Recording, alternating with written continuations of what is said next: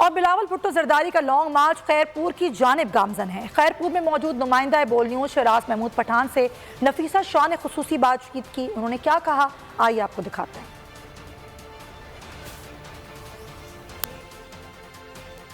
Pakistan Peoples party کے chairman Bilawal Bhutto Zardari کی قیادت میں جو وفاقی حکومت کی پالیسیز کے خلاف، مہنگائی کے خلاف جو لانگ مارچ نکلا ہے، اس کی پہلی کامیابی تو بلاول بھٹو زرداری یہ کہتے ہیں کہ ہمارے ایک دن کے مارچ نے وزیر اعظم کو جو ہے وہ قیمتیں نہ صرف بجلی کی بلکہ پیٹرول کی بھی کم کرنے پر مجبور کر دیا ہے۔ وہ اسے اپنی کامیابی سمجھتے ہیں۔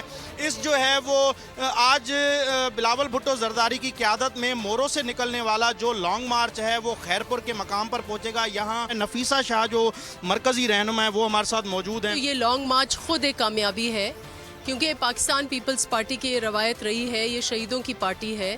جب عوام تکلیف میں ہوتے ہیں تو پاکستان پیپلز پارٹی علم تھامے ایک جذبے کے ساتھ عوام کو ہاتھوں میں ہاتھ لے کر اور وہ نکلتی ہے۔